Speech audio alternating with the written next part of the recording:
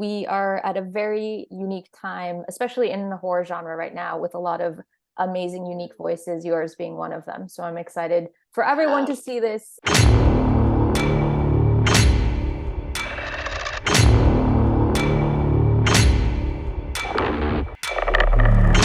Greetings, creeps, and welcome to Convo Fango. Today we are raging against the powers that be with Raging Grace. Paris, thank you so much for joining us. My pleasure. Thank you so much for having me. This is absolutely the perfect title because this story feels like your version of gracefully raging against the machine and the systems in place. What made you want to frame this story, though, against kind of like the backdrop of a sort of traditional haunted house tale? Wow, that was so beautifully put. I would Ah, thank like you. that written out so I can read it again. Okay. I needed to find a way to express my anger, my frustrations, or of what it is to be um, a child of the diaspora who have experienced the micro and macro aggressions of this society and have seen my mum experience it too in ways that have had profound effects on me. Um, and I needed to, so much of that experience has brought me enormous amount of rage. And I needed to express that in a really safe space, which was on the page. And what I love about genre is the tools it has given us as filmmakers to explore the nuance, you know, with a megaphone. Mhm. And I feel like rage often misses nuance. You know, it's so it's a really unwieldy thing. Um, I know for me, uh, it's deeply corrosive. It's very heavy. It feels like a burden, but it's something I know I haven't allowed myself to feel. Um, I wanted to be able to write something that felt deeply cathartic to not just myself, but for anybody who is watching it. Genre and the haunted Gothic house, and even horror in itself felt like a really natural direction for me to take. Um, not only is it not only because immigrant experiences are often horrific, but um, what I was feeling at the time of writing this, um, I needed something recognizable, something, a visual foothold that people recognized and understood, which is the haunted Gothic house, which for me represents so much of British colonialism, the oppressive structures that so many of us are born into, the grandiose of imperialism, but what it's been built on is its rotten foundations of blood and gold. And the haunted house and the things that come out of it felt like the perfect symbol to hold a lot of the themes that I was trying to confront. Well, that was beautifully said, and now I need that in a written version. I'll get it over to you as ASAP. We've got this recorded, right, Excellent. Michelle? Yes. So you reference the white man's burden in the film, something that is deeply disgusting for many reasons. But can you kind of briefly break that down for anyone who's not familiar with it and kind of discuss how it inspired and factored into your story of joy and grace? Absolutely. Yes. Rudyard Kipling. Um, for many people who know that name, is the author of the Jungle Book. And to my surprise, the author of a poem called The White Man's Burden, which was written in the late 1800s, to inspire the American government at that time to essentially invade the Philippines. It was a poem that tries to, and which it successfully did, argue the moral terms for colonialism as a burden upon the white man to go over to these countries and to give them the knowledge, the technology, the resources to be able to lift them into this new world. And for all of that touting, they still used fire to burn away so much of our culture, our mother tongue, our heritage. They call us half child, half devils in this poem. They call Philippines a rotten foundation. And when I found this poem, I was so deeply disgusted by it. I remember laughing at the end of the poem, actually, like hysterically, maniacally even. You know, when I thought about my dad, who is a Filipino immigrant, was expounding the virtues of what it is to be a good immigrant. You know, and then that very same night, singing along to the songs of the Jungle Book, you know, written by the very same person, at least the story.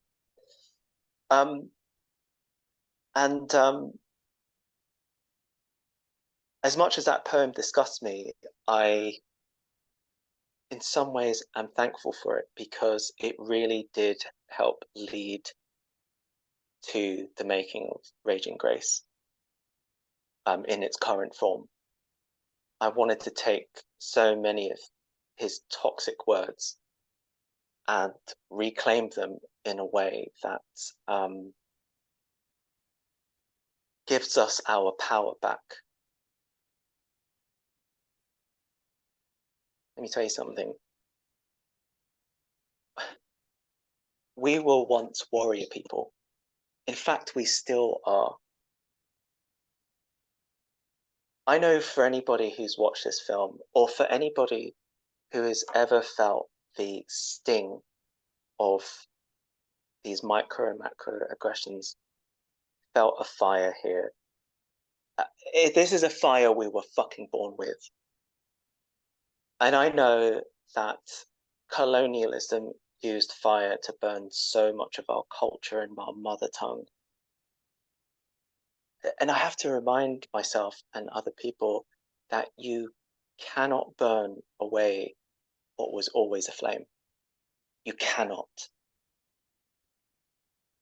Look, yes, That's I feel us. very rageful listening to you right now about this, but in the way where it's like invert it and use it against them and burn it all down. But yeah. Speaking of Yeah. microaggressions and macroaggressions and kind of that concept of like being a good immigrant, there's a line in here that's particularly unsettling. This idea of anyone would kill for an opportunity like this, right? It's sort of like the shut up and be grateful for the crumbs type of mentality. Is there something in particular that inspired that like very, very specific line? It's an amalgam of things, really. Like my parents came to the UK at a time when they were seeking opportunity. They knew they were coming to a country where they were going to be foreigners, like no matter how hard they tried to fit into society. What they went through was extraordinary. but it hardened them as individuals. And it meant that they did not want their kids to go through the same thing. The lessons that they taught us were ones that were forged from a place of survival.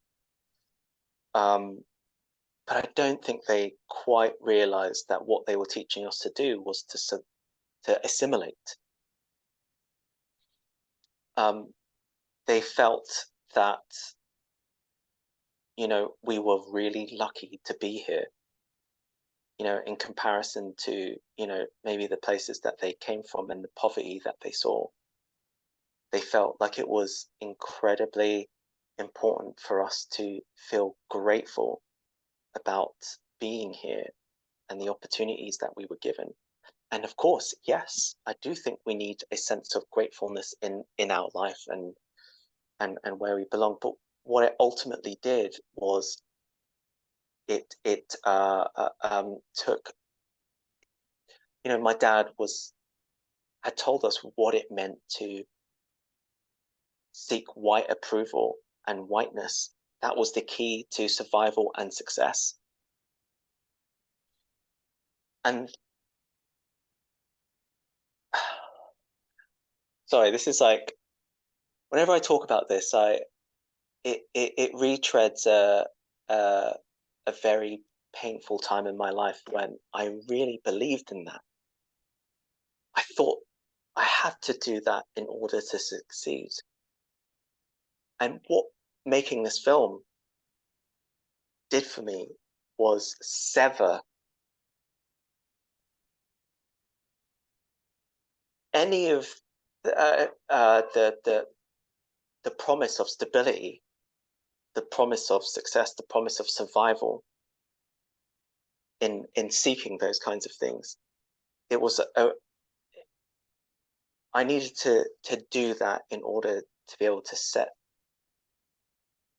my real self free. I know this sounds like Matrix shit, but like I honestly felt like once I'd realized how much of my life I had lived rejecting my heritage, it was like realizing I was in the fucking Matrix, but my code was in colonialism. I didn't want to be grateful anymore. I didn't want to be thankful for just existing and surviving. I need to be, for the sake of my parents' sacrifices, more than surviving. I need to be far more than that, because I refuse to be the cookie cut mold of an immigrant. I refuse to be this model minority. I refuse to be the good immigrant.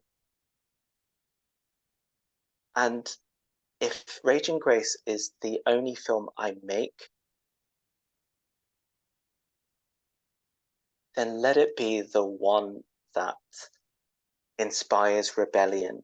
Let it be the one that stokes the embers that were where a fire was quelled over hundreds of years, like to be, lifted back into a fucking raging bonfire again. Amazing. I know you say if this is the only film you make, but I also know you have plans to do a Rage trilogy, right? Yes, Can you tell us anything about where that would take us? I can, yeah. Like Raging Grace, I felt like I needed to continue making a blended genre film that explored the same themes in a different way. And it's called Domestic.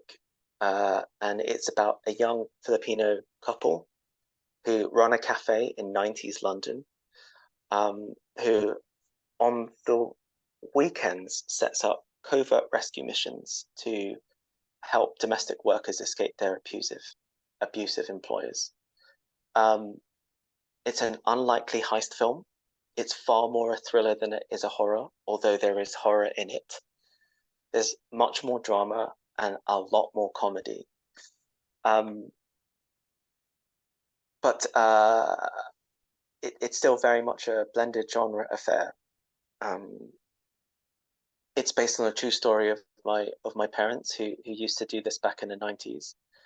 And I thought it was the perfect subject matter to sort of continue the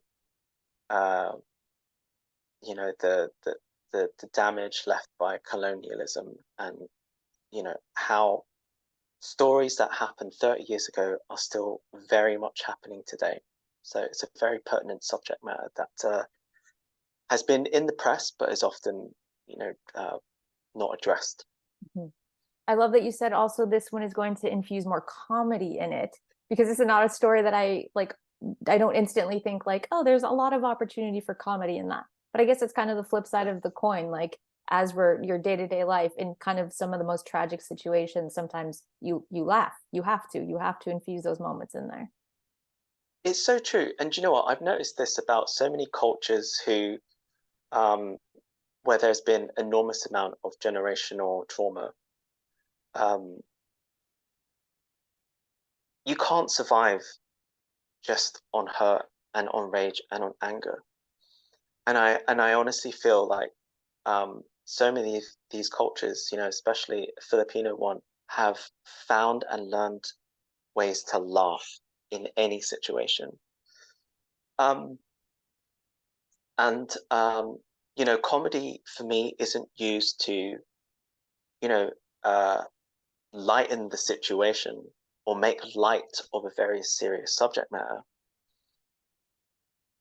It's very reflective of real life. You know, it is. It's often very incidental to to what's happening.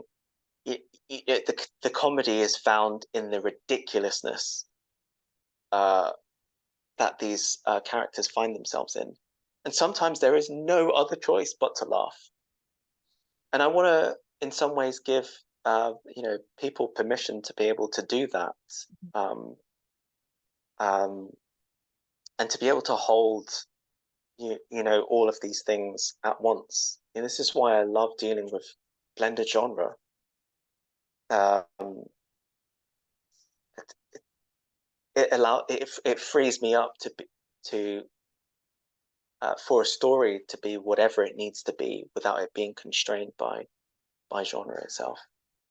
I love that so much. Paris, I'm looking forward to all of your upcoming genre bending stories, because I think we are at a very unique time, especially in the horror genre right now, with a lot of amazing, unique voices, yours being one of them. So I'm excited for everyone to see this and excited to see what else we have coming from you. May you continue to rage gracefully. Thank you so much. That really means a lot. Thank you. Thank you. Yeah, Thank you. absolutely. Thank you. Raging Grace is in select theaters December 1st and on demand December 8th.